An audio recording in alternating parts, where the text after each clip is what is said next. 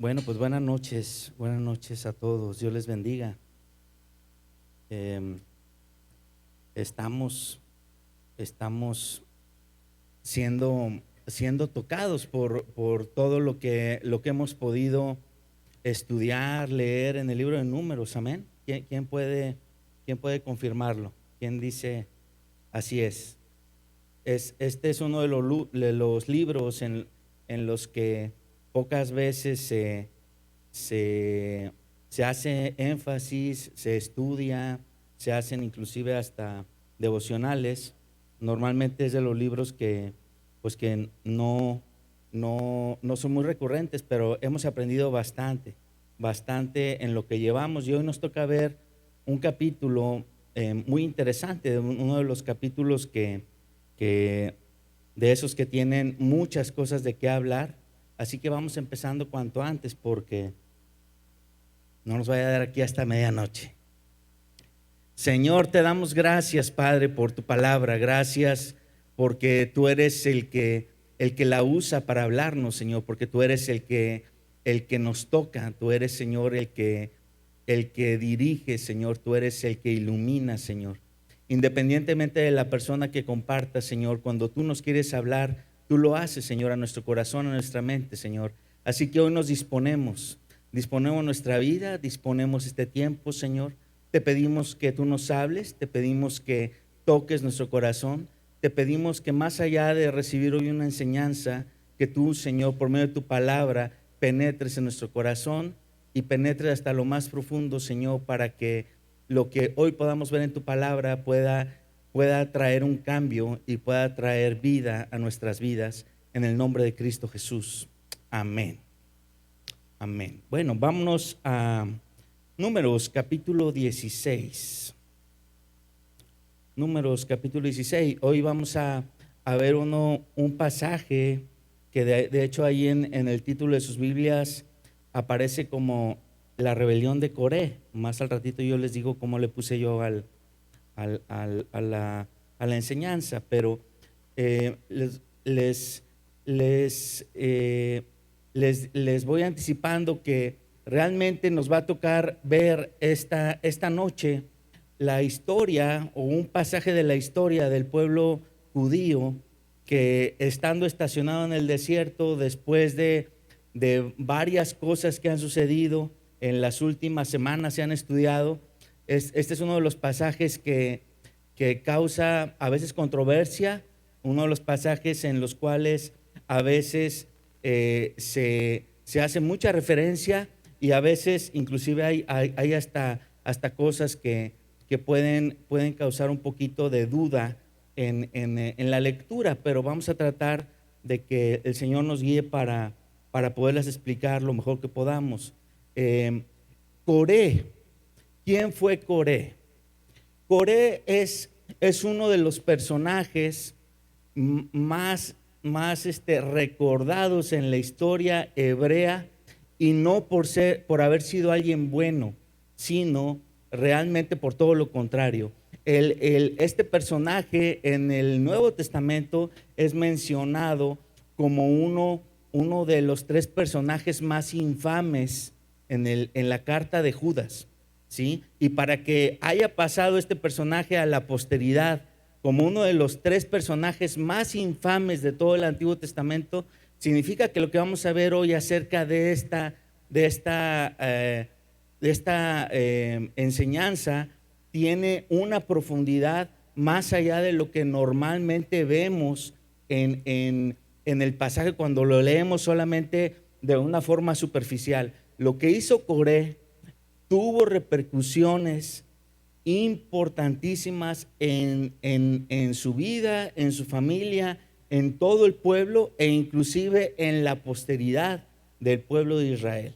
Vamos a empezar la lectura. Dice, versículo 1, Coré, hijo de Izar, hijo de Coat, hijo de Leví. Y entonces estamos hablando de que Coré era ¿qué? Era un levita, ¿sí? Y era un levita de los levitas que estaban escogidos para las cosas más importantes del servicio dentro del tabernáculo. Era era de los coatitas. Los coatitas eran los que hacían el cuidado de todas las cosas sagradas en el tabernáculo, los que transportaban el arca, los que cuidaban el altar, los que tenían el contacto directo con todas las cosas sagradas. ¿Se acuerdan que cuando empezamos a ver el libro de Números, en los primeros capítulos se hace una reseña de todas las tribus, y cuando empieza a hablar de los levitas, se le dedica un capítulo, 2 capítulos a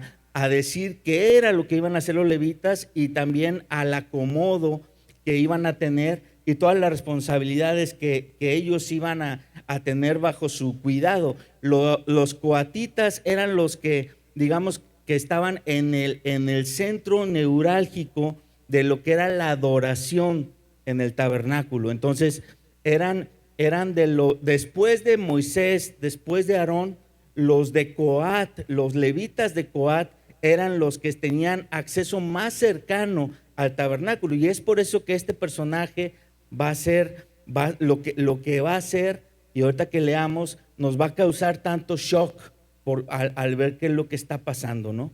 Entonces vemos que este Coré era los que estaban dentro del tabernáculo de reunión y los que se movían cercanamente a Aarón y a Moisés. Ahora, un detalle más que tenemos que decir acerca de Coré es que este Coré dice ahí que es hijo de Coat, y cuando nosotros nos ponemos a recapitular todo lo que hemos estudiado desde Éxodo, Levítico, nos vamos a dar cuenta que este personaje era descendiente de Leví, descendiente de Coat, y alguien que para todos nosotros conocemos y que para nosotros es un héroe de la fe, que es Moisés, también es descendiente de Leví y es descendiente de Coat. Significa que Coré era literalmente un primo o un familiar muy cercano a Moisés. O sea, era un familiar de los cercanos a él. ¿Ok? Seguimos el relato. Dice: y Datán y Abiram, hijos de Eliab, y On, hijo de Pelet, de los hijos de Rubén, tomaron gente. Y entonces aquí vemos que todo esto empieza con Coré, y luego se menciona a tres cómplices de algo que va a pasar. Esos 3 cómplices son Datán, Abiram y On, ¿sí? Y subrayen ahí que estos 3 eran descendientes de los hijos de Rubén, eran rubenitas.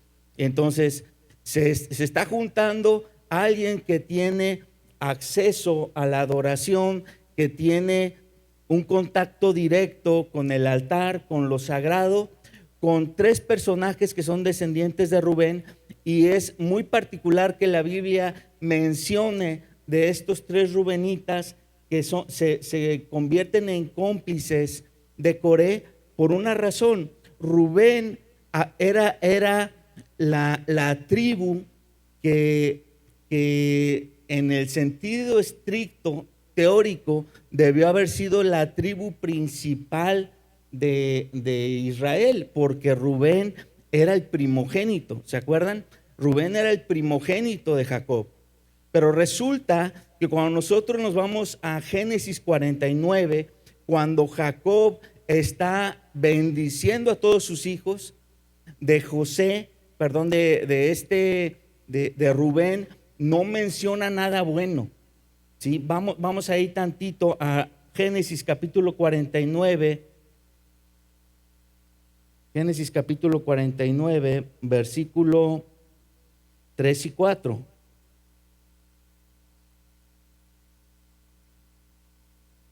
Empieza Jacob a bendecir a todos sus hijos y va a empezar a hablar de Rubén por ser el primogénito. Con él empieza.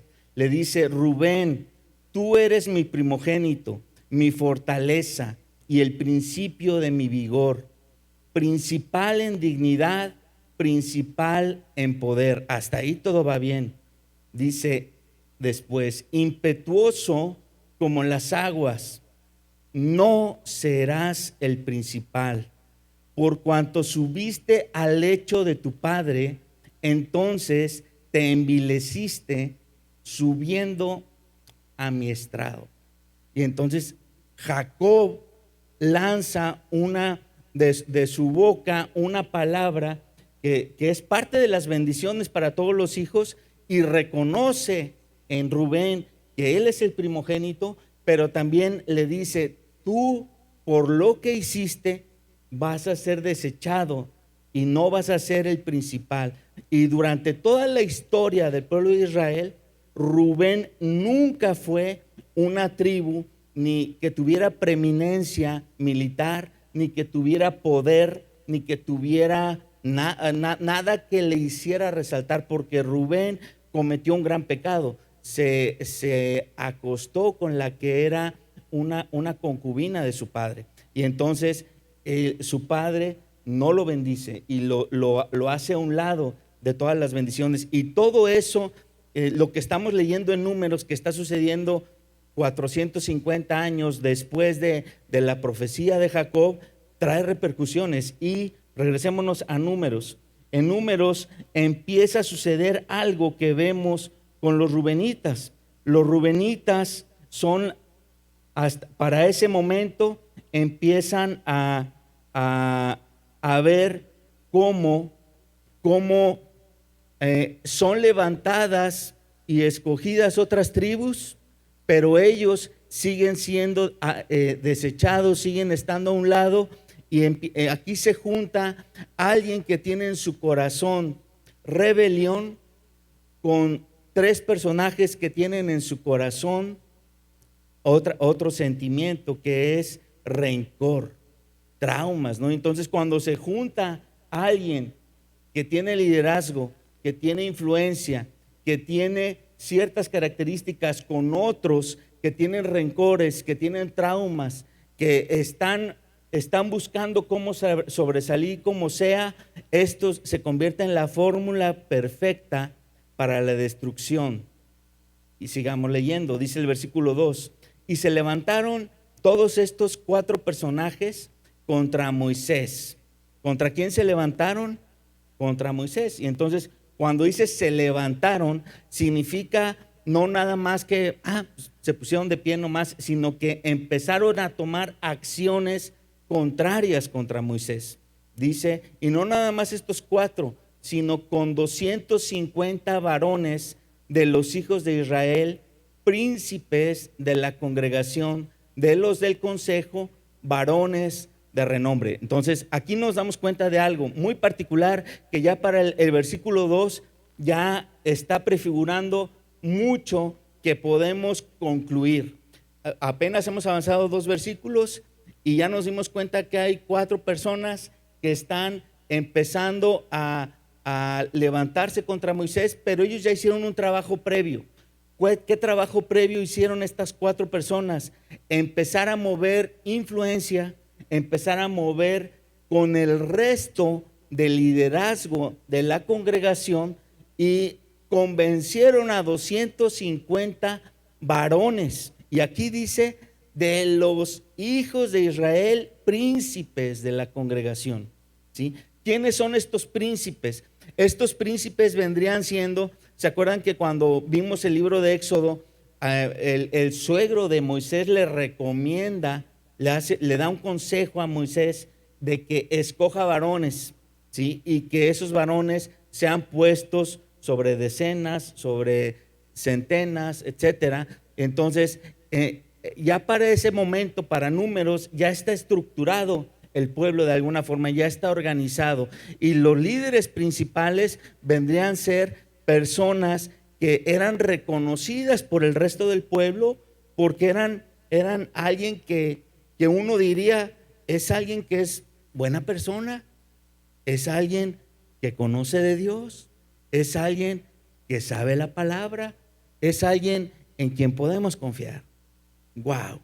Y cuando el liderazgo, todos decimos, todos son buenas personas, todos son dignos de confianza, todos son alguien que conoce la palabra de Dios, y nada más por eso lo escucho, aguas, porque al liderazgo, por más que esté como liderazgo, siempre se le tiene que medir con la vara de la palabra de Dios.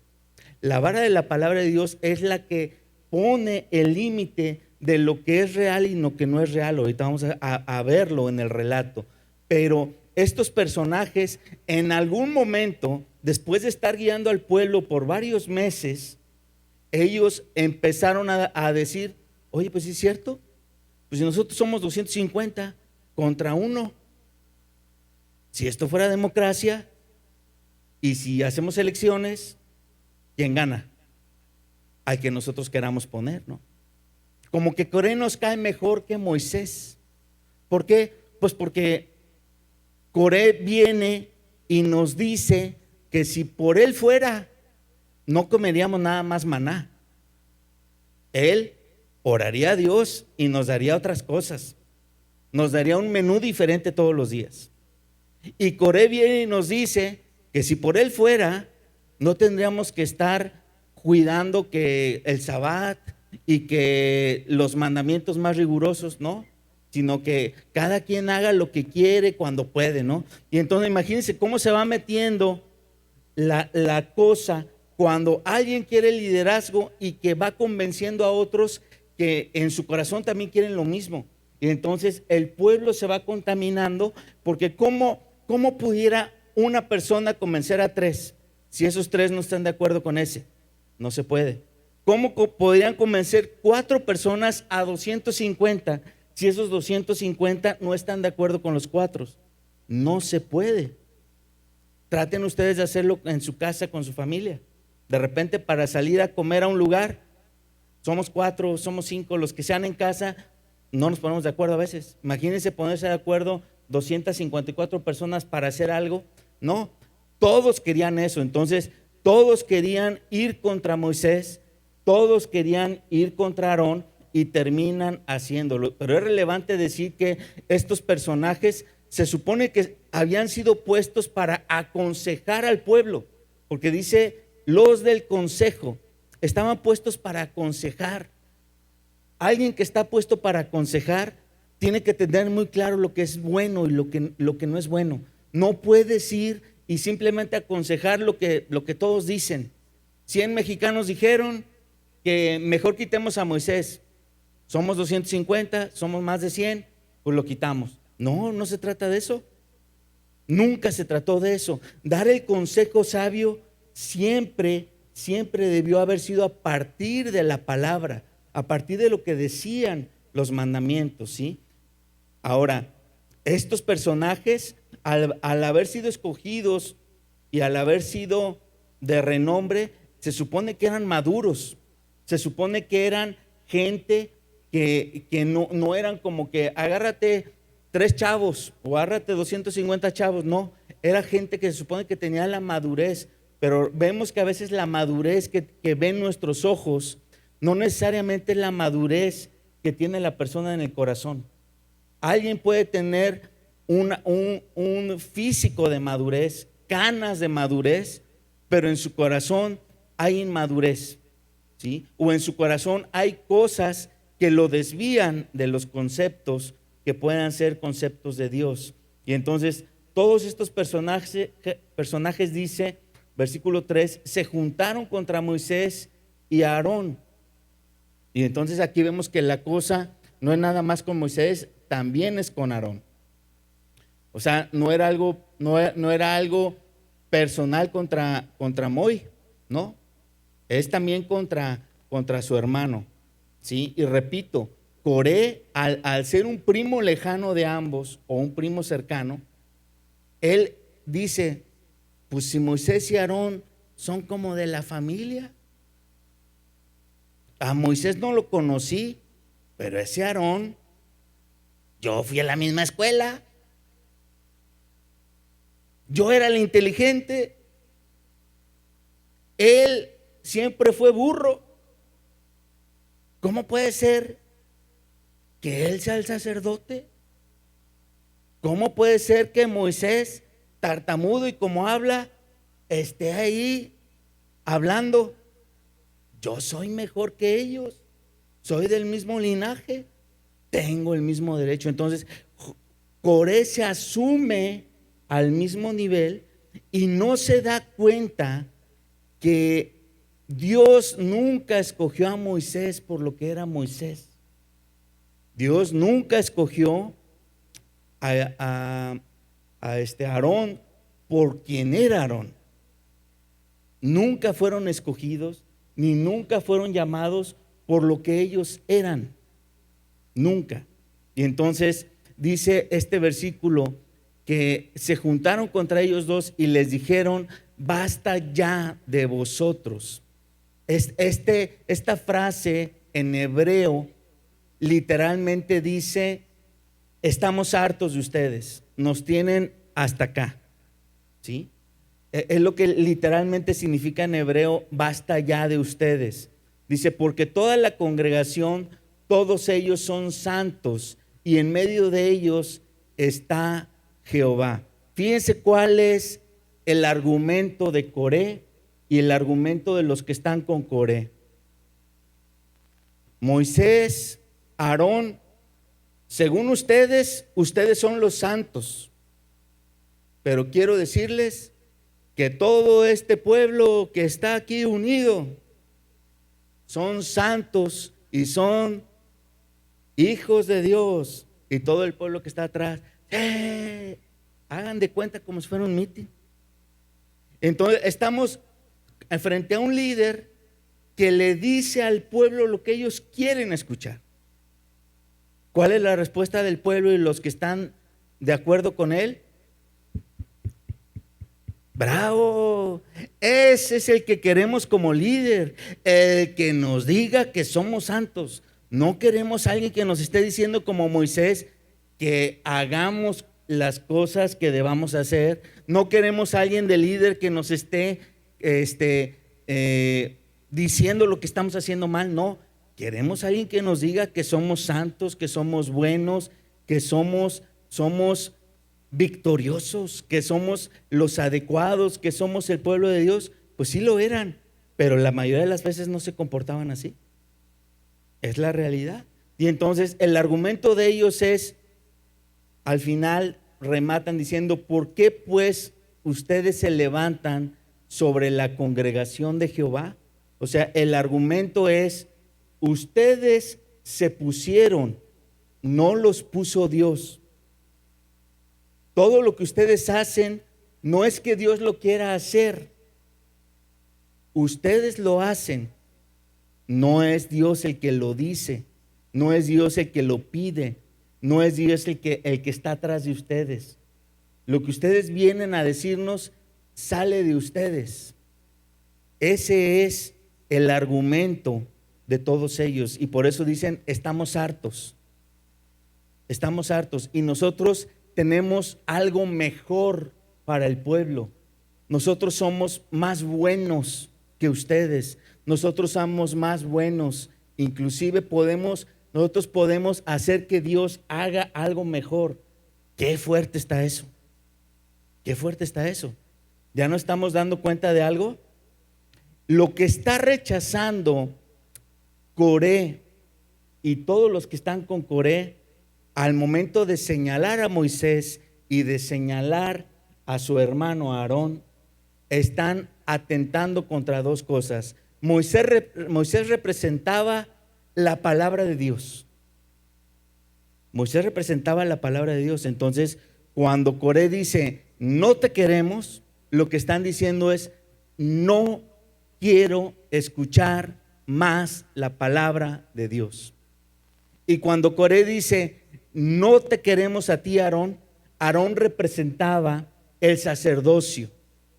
Y el sacerdocio representaba, él al ser el sumo sacerdote, representaba a Cristo.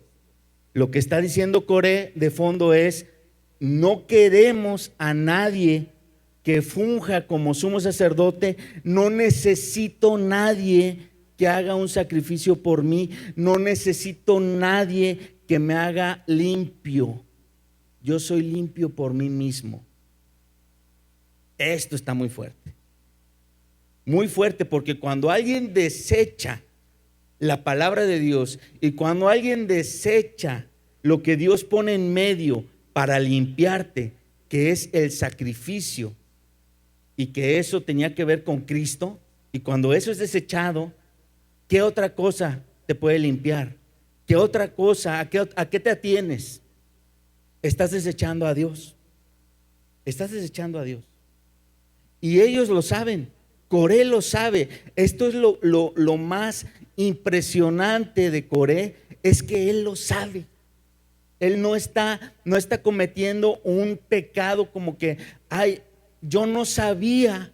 No, él lo sabía. Y toda la gente que está con él lo sabían. Eran los consejeros, eran los líderes. Eran los que habían visto los milagros y después habían hablado de esos milagros con el pueblo. Si has estado hablando más de 2 años, porque esto acontece casi el año tercero, si has estado hablando hace más de 2 años de un Dios y de obedecer a ese Dios, ¿ahora qué cambió? ¿Qué fue lo que cambió? Vamos a ver qué es lo que cambió un poquito más adelante. Versículo 4 dice: y cuando oyó esto Moisés se postró sobre su rostro. Subrayen eso, yo lo tengo subrayado porque a mí me llama mucho la atención que la reacción inmediata de Moisés, como que un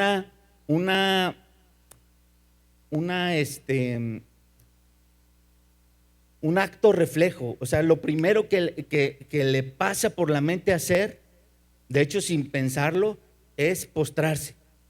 Él cae postrado cuando escucha lo que le están diciendo, que vienen contra ellos y que los quieren quitar y que lo están atacando. Él, en lugar de tratar de defenderse, él, en lugar de cuidarse, su primera acción es caer postrado de frente con su rostro en tierra, al piso, ¿sí? Esa es su reacción inmediata. La reacción inmediata de Moisés es humillarse, y no se está humillando delante de ellos, se está humillando delante de Dios. Dice: y habló a Coré y a todo su séquito diciendo. ¿Quién está hablando aquí? Está hablando Moisés. ¿Desde dónde está hablando? Moisés está en el piso, literalmente estando en el piso, es con su cara en el piso. Él le empieza a hablar a Coré. Y todo esto que vamos a leer lo está diciendo Moisés desde el piso, con su cara en el suelo. Dice: y habló a Coré y a todo su séquito diciendo: mañana mostrará Jehová quién es suyo y quién es santo, y hará que se acerque a él, y al que él escogiere, él lo acercará así. Entonces, él literalmente está dando una respuesta guiado por Dios, pero lo está haciendo desde el suelo. Dice: hagan esto, tomen incensarios, Coré y todos sus seguidores, y pongan fuego en ellos, y pongan en ellos incienso delante de Jehová mañana, y el varón a quien Jehová escogiere, aquel será santo. Esto os baste, hijos de Leví. La mayoría, cuando dice al final hijos de Leví, quiere decir entonces que la mayoría de esos 250 eran levitas. Esto está peor, ¿no? O sea, como que no nada más eran de los consejeros, de los de renombre, sino que la mayoría de estos eran de los que formaban parte del servicio al tabernáculo. Unos eran meraritas, que eran de los que estaban de afuera para adentro, que eran los que ponían la carpa, los que ponían las tablas, los que ponían las astas y todo, y así, pero todos de alguna forma servían a Dios, y ellos son los que están atentando contra Moisés. Y noten algo, les está diciendo Moisés: cada uno traiga mañana un incensario. Cuando vimos el tabernáculo, nos dimos cuenta de algo, que en el tabernáculo como tal había un altar de incienso, ¿sí? Y el único personaje que traía como un incensario para usarse en el altar era Aarón. Nadie más tocaba ni tenía algo que ver con el incienso, porque el incienso tiene mucho que ver con adoración y tiene mucho que ver con oración, ¿sí? Ese incienso, cuando Moisés les dice, traiga cada quien su incensario, lo que les está diciendo, de otra forma, lo voy a explicar, es como decirles, ok, tú quieres adorar a Dios como a ti te place, trae tu incensario, tráelo y préndelo en la presencia de Dios. Y entonces ¿de dónde salieron todos esos incensarios? No los hicieron en un día. ¿De dónde salieron? Se los trajeron de Egipto. Esos incensarios, ¿en qué los usaban? Seguramente, de repente por ahí, le prendían incienso que a Ra, que a Set, que etcétera, a dioses paganos egipcios. Entonces, esos incensarios demuestran que el corazón de esta gente, por más que se decían y que servían a Dios, realmente enfrente de la población eran, entre comillas, siervos de Dios, pero en su corazón se servían a ellos mismos y servían a otros dioses. Esto está impresionante. Entonces dice el versículo 8, dijo más Moisés a Coré, oigan ahora, hijos de Leví, les es poco que el Dios de Israel los haya apartado de la congregación de Israel, acercándolos a él para que ministren en el servicio del tabernáculo de Jehová y que estén delante de la congregación para ministrarles. Cuando dice les es poco, están menospreciando lo que Dios les puso a hacer, lo están menospreciando, lo están pisando con sus pies. Versículo 10 dice, y que te hizo acercar a ti y a todos tus hermanos, los hijos de Leví, contigo, procuráis también el sacerdocio. Entonces, lo que le está diciendo Moisés a Coré es, tú lo que estás buscando es que quieres el puesto de Aarón. Y no te vas a quedar ahí, después vas a querer el mío. Entonces Moisés lo que le está diciendo es, realmente lo que tú tienes en el corazón es eso, buscas el liderazgo, buscas y envidias lo que nosotros hacemos, tienes en poco lo que tú haces. Dice versículo 11, por tanto tú y todo tu séquito son los que se juntan contra Jehová, pues Aarón, ¿qué es para que contra él murmuren? Subrayen eso en sus Biblias si les gusta subrayar. Dice, todo tu séquito se juntan contra Jehová. Entonces, ahí está dejando muy claro Moisés algo. Ustedes no están levantándose contra mí, ni se están juntando contra mí y contra Aarón, se están juntando contra Jehová. Contra él es contra quien se están levantando. Literalmente lo que hizo Moisés cuando viene todos esos 250 personas enfrente de él, imaginémonos que vienen hacia él y Moisés está en el tabernáculo saliendo del lugar santo. Atrás de Moisés, ¿qué hay? Estaría el lugar santo y estaría el lugar santísimo, ¿de acuerdo? Si todos los 250 personas vienen hacia él y Moisés cae postrado, ¿qué es lo que está haciendo Moisés? Literalmente está diciendo, arréglense con el que está atrás de mí, arréglense con él. Yo no tengo por qué dar cara, él va a dar cara por mí, yo estoy postrado. Literalmente lo que dice aquí, se juntan contra Jehová. Ahora, hay un pasaje que está en el Salmo 14:1, que dice: el necio en su corazón dice que no hay Dios. ¿Cierto o no? Ahí está en ese pasaje.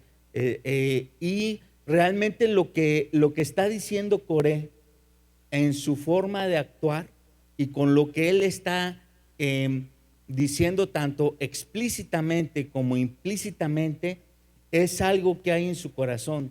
Él piensa que todo lo que ha sucedido en esos 2 años y pasaditos con Moisés y con Aarón, de alguna forma lo están manipulando Moisés y Aarón. Es como el síndrome de el mago de Oz. ¿Se acuerdan de esa película? ¿Se acuerdan cómo termina esa película? Los más jóvenes así como que se me quedan viendo que... ¿Alguien no vio el mago de Oz? Bueno, esa película termina en que el mago de Oz no era mago. El mago de Oz no era mago, sino era alguien que sabía muchos trucos y que toda su vida se la ha pasado manipulando con sus trucos a toda una población que lo considera milagroso, que lo considera poderoso, etcétera. Resulta que Coré piensa que Moisés de alguna forma ha estado manipulando a Dios, como si el Dios de dioses, el Dios creador del universo, fuera un muñequito que tú puedes manipular para decirle: ahora abre el mar, ahora haz la plaga de la sangre, ahora haz esta otra plaga. ¿Ustedes se imaginan lo ridículo que suena eso? Esa es la mentalidad que tiene Coré, como si Moisés y Aarón hubieran estado manipulando a Dios para que Dios hiciera lo que ellos querían hacer. No, lo que dice Moisés: espérate, nosotros ¿qué? O sea, nosotros no somos nadie. Nosotros hemos hecho lo que Él nos pide y hemos reaccionado a lo que Él dice. Versículo 12 dice: y entonces envió Moisés a llamar a Datán y a Abiram. Y aquí ya pasaron varias horas. Dice que Moisés manda llamar a Datán y a Abiram, hijos de Eliab, mas ellos respondieron: no iremos allá. Y entonces, en algún momento de que transcurre ese día, se separan. Moisés, como que Moisés piensa: todo esto lo está organizando Coré, voy a hablar con Datán, voy a hablar con Abiram, pues para hacerlos recapacitar. Pero se da cuenta que ellos también ya traen el mismo espíritu de rebeldía, y estos dos personajes dicen: no vamos, hazle como quieras, tú no eres nadie para llamarnos. Fíjense cómo le dicen: no iremos allá. Y le contestan todavía, le mandan decir: es poco que nos hayas hecho venir de una tierra que destila leche y miel para hacernos morir en el desierto, sino que también te enseñoreas de nosotros imperiosamente. Vean lo que hay en el corazón de estos líderes. No solamente ya es Coré, sino que estos personajes en su corazón tienen algo. Mi tierra prometida era Egipto, no era a donde me estás llevando. Dice: nos hiciste venir de una tierra prometida que era leche y miel. O sea, mi tierra prometida era Egipto. Tú me hiciste salir a otra parte. Dice: y aparte te enseñoreas de nosotros. Entonces, estas personas, ¿en qué momento decidieron dejar de hablar de Dios y dejaron que su corazón fuera convencido por Coré? En el momento en que se dieron cuenta que lo que ellos buscaban no estaba a la mano. ¿Ellos qué estaban buscando? Ellos estaban buscando reconocimiento, ellos estaban buscando su tierra prometida como ellos se la imaginaban, ellos estaban imaginando prosperidad, ellos estaban imaginando que todo fuera fácil, ¿sí? Y fíjense lo que dice el versículo 14, dice, tampoco nos has metido tú en tierra que fluya leche y miel, ni nos has dado heredades de tierras ni viñas. O sea, yo estuve contigo, Moisés, hasta que me estoy dando cuenta que nunca nos vas a dar tierras, que nunca nos vas a dar, pues no sé qué se imaginaban. Ellos se imaginaban que ellos iban a conseguir algo y es como que eran los que estaban con él por conveniencia. Por conveniencia. Y lo que hay en el corazón de estos tipos es, yo sigo a Moisés y sigo a su Dios si me conviene lo que me ofrecen. Si no me conviene lo que me ofrecen y no está a la mano, me voy con otro, con el que me dé lo que me conviene y lo que yo quiero. Y wow, entonces aquí estamos viendo lo que hay en el corazón de Coré, lo que hay en el corazón de Datán y de Abiram. Y entonces nos estamos dando cuenta de que esto está espeluznante. Y está espeluznante, ¿saben por qué, hermanos? Porque muchas veces en las iglesias en la actualidad, estos mismos espíritus están en el corazón de los hombres. El espíritu de estar en contra de todo lo que diga alguien, en contra de lo que dice la palabra de Dios, a pesar de que sea la palabra de Dios, y que estoy en contra de una forma de ser de una iglesia o de una gente o de un ministerio o de un líder que no me dé lo que yo quiero. Entonces, las iglesias, muchas ahora sí que para dolor nuestro, y creo que tenemos que orar mucho por eso, es muchas iglesias en la actualidad están persiguiendo cosas que no son bíblicas. Están persiguiendo su tierra prometida en esta tierra. Están persiguiendo sus sueños aquí. Están persiguiendo su mejor vida aquí. No es lo que prometió la Biblia. No es lo que prometió Dios. La mejor vida que Él nos ofreció nunca estuvo aquí. Es para estar allá con Él. Las promesas que Él tiene para nosotros, que son trascendentes, están allá, no están aquí. Si nos aferramos nosotros a lo que está aquí, les digo, hermanos, aquí nos vamos a quedar. Sigamos leyendo.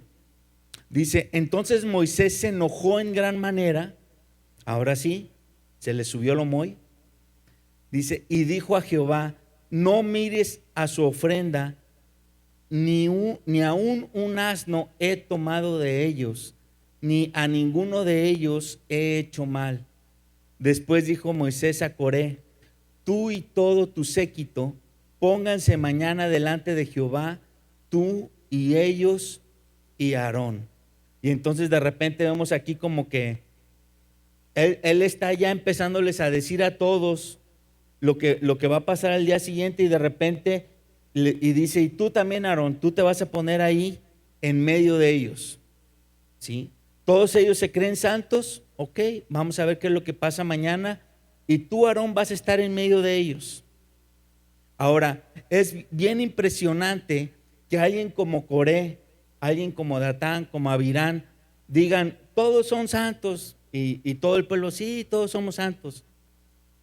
¿Dónde estaban unos pocos meses antes todos estos, principalmente Coré? ¿Dónde estaban cuando Aarón hizo el becerro de oro? ¿Dónde estaba la santidad? ¿En qué momento ellos dijeron, no hagan eso, no hagas eso, Aarón, porque eso no es lo que Dios dijo? ¿Dónde estaba Coré? Si realmente era santo, si realmente era un buen líder. ¿Dónde estaban todos esos consejeros? ¿Dónde estaban Datán y Abiram?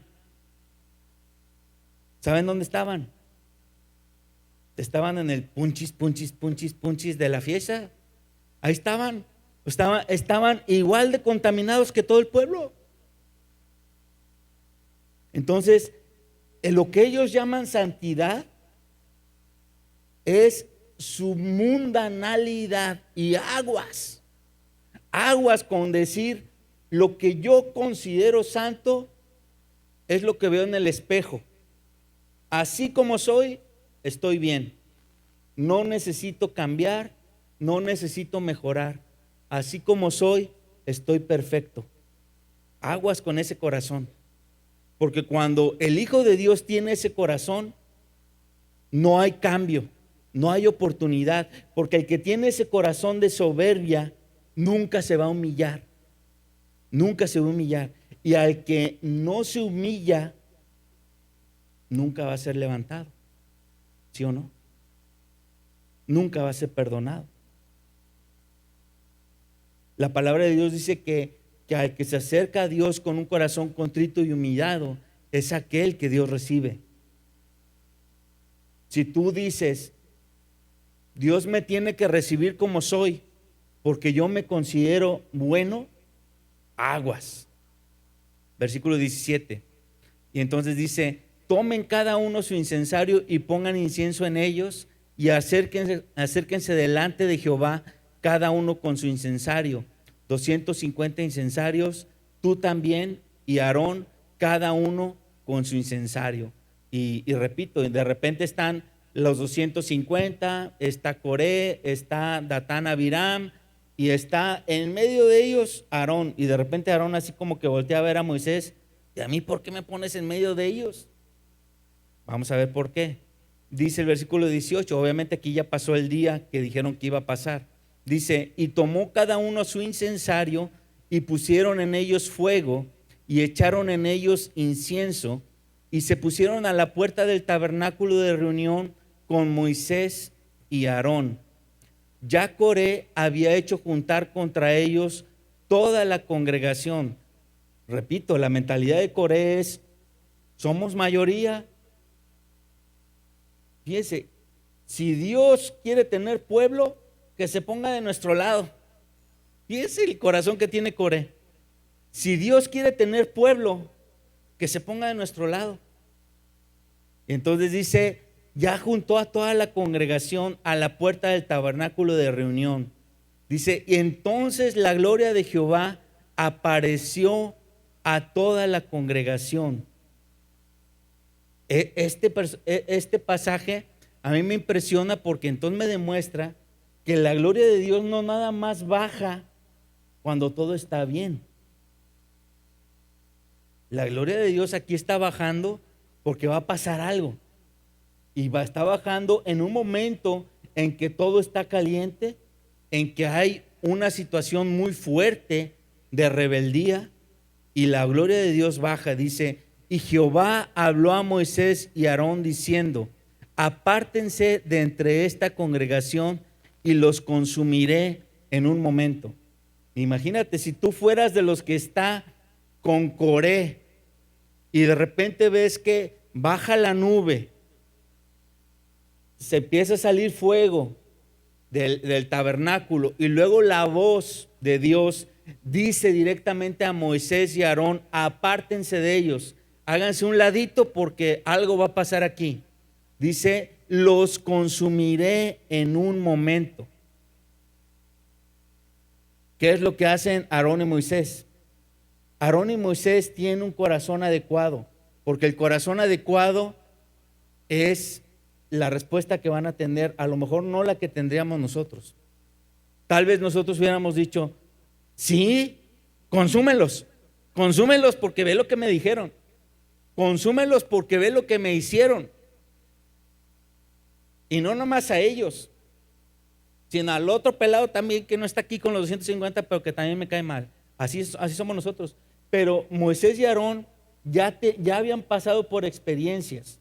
De entrada, Moisés ya es llamado un hombre manso, ¿sí?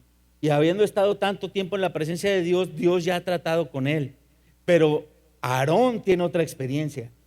Aarón merecía morir por lo del becerro. Aarón pasó por la experiencia de Coré. Aarón cuando hace el becerro y que Moisés baja, Moisés intercede por Aarón y la vida de Aarón es rescatada.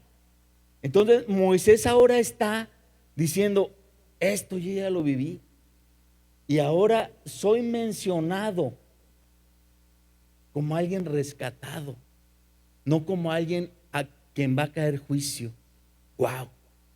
Porque entonces Dios perdona y perdona de veras. Cuando Dios perdona, perdona de veras. Dice, y entonces Moisés y Aarón, en el versículo 22 dice, se postraron ellos dos sobre sus rostros y dijeron, Dios, Dios de los espíritus de toda carne, ¿no es un solo hombre el que pecó? ¿Por qué airarte contra toda la congregación? Realmente ellos siguen pensando que todo empezó con Coré. Y sí, todo puede empezar con una persona, pero repito, él encontró eco en los demás porque en el corazón de los demás había el mismo sentir.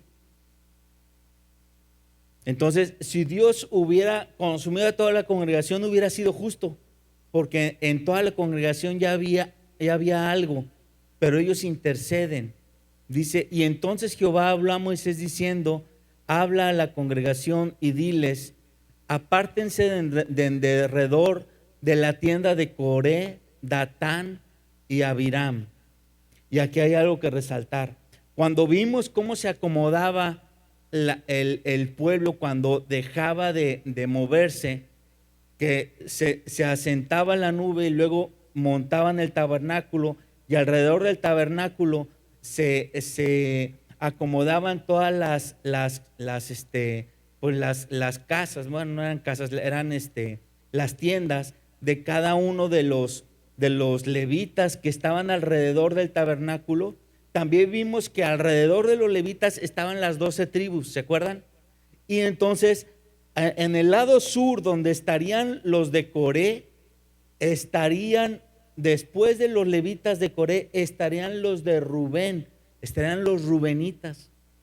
Casualmente, Coré era vecino de mi compadre Datán y mi compadre Abiram. Y esa cercanía fue la que provocó que, mira, mi compadre, él se dio cuenta lo que había en su corazón y fue muy fácil de manipular porque la misma convivencia que tenían propició que como dice el dicho, metiera aguja para sacar hilo. Muy fácil, porque la misma convivencia que había propició que se pusieran de acuerdo para el mal. Ojo con las convivencias y con lo que hacemos en ellas. Dice, entonces Moisés se levantó y fue a Datán y a Abiram, y los ancianos de Israel fueron en pos de él. Y él habló a la congregación diciendo, apártense ahora de las tiendas de estos hombres impíos y no toquen ninguna cosa suya para que no perezcan en todos sus pecados. Dice, y se apartaron de las tiendas de Coré, de Datán y de Abiram. Notemos una cosa, al principio de la lectura dijimos que había tres rubenitas, eran Coré, Datán, Abiram, y había un cuarto personaje que era On, ¿se acuerdan? Ese cuarto personaje ya no se menciona después porque fue de los que escuchó la voz y dijo, caray, como que estoy del lado equivocado, o sea, mejor me quito de aquí. Y ese se hizo a un lado y por tomar esa decisión no murió con ellos. Dice, versículo 28, y dijo Moisés, en esto conocerán que Jehová me ha enviado para que hiciese todas estas cosas y que no las hice de mi propia voluntad. Dice, si como mueren todos los hombres murieren estos, o si ellos al ser visitados siguen la suerte de todos los hombres, Jehová no me envió. Lo que está diciendo Moisés está diciendo algo imposible. Si lo leemos bien, está diciendo algo imposible.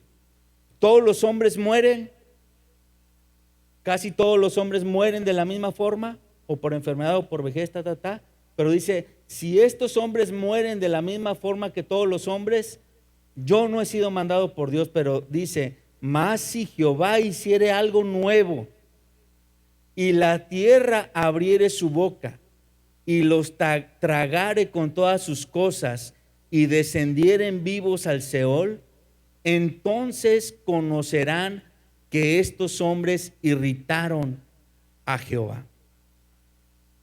¿Qué pantalones tiene Moisés? No cualquier líder es capaz de decir esto. Si yo realmente fui mandado por Dios, si todo lo que yo he hecho, lo he hecho porque Dios me lo dijo, si todo lo que yo les he dicho ha sido 100% palabra de Dios y nunca he tomado nada de ustedes, que se cumpla lo que estoy diciendo. No cualquiera dice eso. Es más, si esto no hubiera sido cierto, no nada más no se hubiera cumplido lo que decía Moisés, sino el juicio hubiera caído sobre Moisés. O sea, si Moisés realmente hubiera estado haciendo cosas inadecuadas en su ministerio. ¿Me explico? O sea, que Dios le diga una cosa y que haga otra. Que Dios le diga, pídele al pueblo esto y que él pida eso y pida más, etcétera. Si él realmente estuviera haciendo cosas de más, o estuviera diciendo cosas de más, o le estuviera poniendo de su cosecha para lograr algo para sí mismo, el juicio había caído sobre él. Pero este varón tiene la integridad y es capaz de decir, si es esto así, que venga y se cumpla este juicio. Y el juicio se cumple. Dice, y aconteció que cuando cesó él de hablar todas estas palabras, se abrió la tierra que estaba debajo de ellos, y abrió la tierra su boca, y los tragó a ellos, a sus casas, a todos los hombres de Coré, a todos sus bienes. Y ellos con todo lo que tenían, descendieron vivos al Seol, y los cubrió la tierra, y perecieron en medio de la congregación.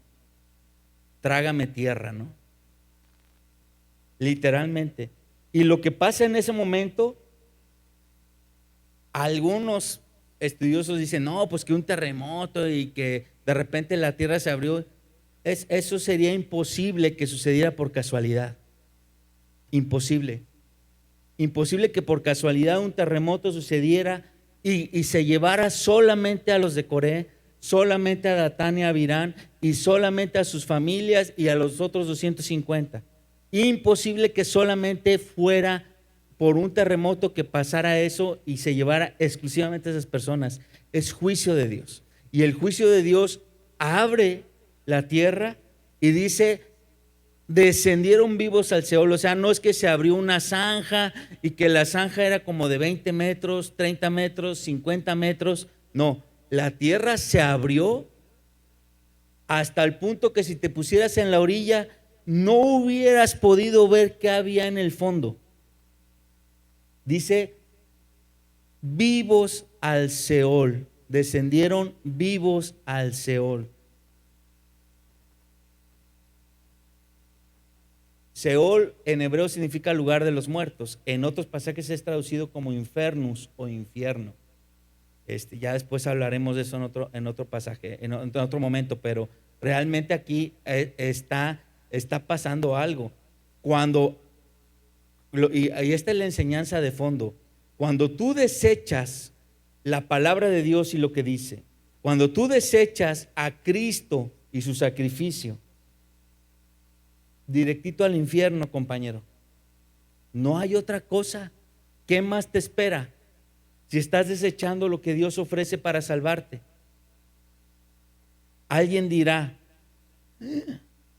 pero aquí dice la Biblia que la familia de Datán y Abirán con toda su familia. ¿A poco los niños también? ¿Sí? Porque el pecado de los padres se llevó entre las patas a los hijos. Aguas, papás. porque nuestro deber es guiar a nuestros hijos directo a Dios, no al revés. No como que ellos sean los que nos corretean a nosotros para buscar a Dios. No, se supone que nosotros estamos para dirigir a ellos, ¿sí? Entonces nosotros somos los que tenemos que guiarlos, que llevarlos, no al revés. Dice, y todo Israel, los que estaban en derredor de ellos, huyeron al grito de ellos, porque decían, no nos trague también la tierra.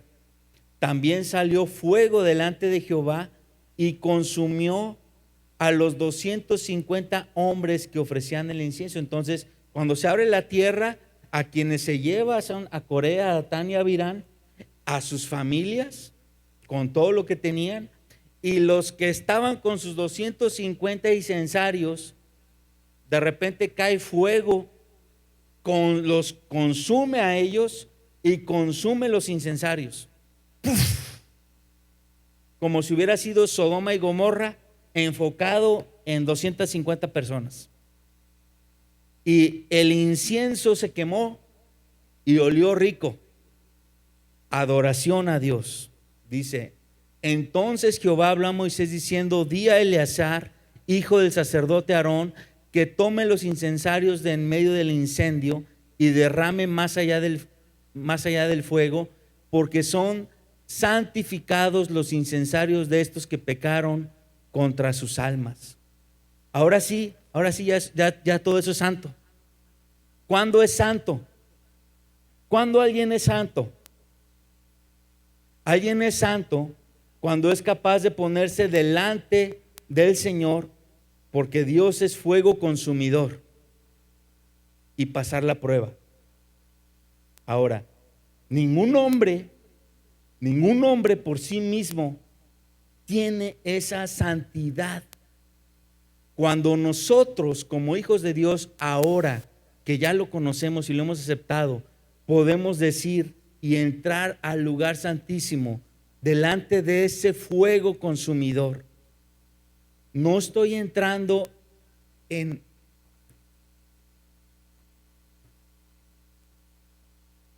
ni en mis fuerzas, ni por mis méritos, ni por lo que soy.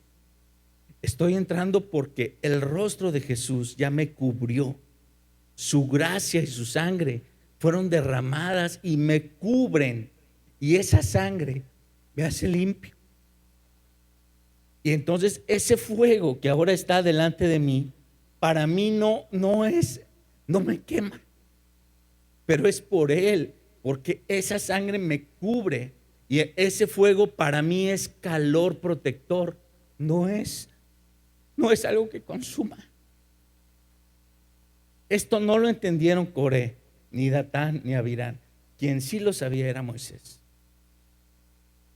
porque había estado con el Señor y porque él sabía cuando Dios lo llamó. Dios le insistió 5 veces a Moisés para que él fuera y reaccionara al llamado de Dios. Y Moisés dijo, no soy apto, no sé hablar. ¿Por qué me escoges a mí? No voy a saber qué decir. No te conozco. 5 pretextos le dio Moisés a Dios, pero todos ellos eran válidos, porque sí, realmente Moisés no era el más apto. Moisés no conocía a Dios. Moisés no tenía nada que ofrecerle. Moisés, etcétera. O sea, no era alguien que hubiera sido escogido por lo que él era. Y Dios a nosotros, hermanos, nos ha escogido no por lo que somos. De hecho, si nosotros recapitulamos en nuestra vida, tendríamos que decir, sí, a lo mejor mis familiares, mis vecinos, mis amigos, la gente que me rodeaba a mí era mucho mejor que yo. Si yo fuera Dios y tuviera que escoger a alguien en mi equipo, yo no hubiera escogido a Arturo. Pero Dios escoge lo vil y lo menospreciado. Dios escogió lo que es menos para levantarlo y para en ese levantar, en eso de convertir lo que es nada en algo, a todo aquel que se dice ser algo, chocarle, no gustarle, ocasionarle algo en su interior. Y el mundo a nosotros nos ve así, a nosotros nos ve como losers, religiosos, no sé, como queramos escuchar o llamarnos, pero realmente, pues igual y sí lo soy, pero Él me escogió. Él me escogió.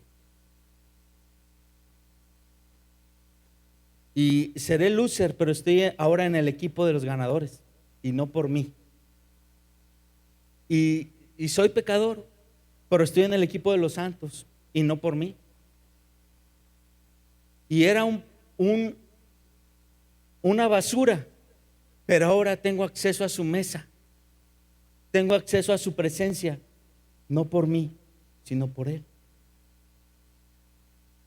Terminemos, dice versículo 39, dice: y el sacerdote Eleazar tomó los incensarios de bronce con que los quemados habían ofrecido y los batieron para cubrir el altar, en recuerdo para los hijos de Israel, de que ningún extraño que no sea de descendencia de Aarón se acerque para ofrecer incienso a Jehová, para que no sea como Coré y como su séquito, según se lo dijo Jehová por medio de Moisés. Entonces, todos esos incensarios que fueron quemados, derretidos por el fuego tan caliente que cayó, que se convirtieron literalmente como en planchas de metal, les hicieron un orificio y los colgaron en el altar. El altar todo alrededor de 250 placas de metal, que cada vez que tú fueras al altar a llevar tu animalito para el sacrificio, verías: todo esto fue de veras, todo esto pasó. O sea, si ese mismo altar, 200 años, 300 años, 500 años, tuviera las placas, dirías: esto fue de veras. No fue un mito, no fue un cuento, no fue una historia de niños para asustarnos, fue de veras. Y cuando te acercas a Dios, tienes que tener el sentido de que Dios es de veras. Con Dios no se juega, hermanos. Nosotros que estamos hoy aquí, los que nos están viendo en la transmisión, no es como que estamos jugando a la iglesita. Cuidado con jugar con Dios. Cuidado. Con Dios no se juega. Si le vas a entregar tu vida, entrégasela completa, entera, de veras. Si le vas a entregar su tiempo, tu tiempo, entrégaselo bien. No estés volteando a ver tu reloj, a ver a qué hora ya. O sea, si va a ser, que sea de veras, porque nuestro Dios es de veras. Amén.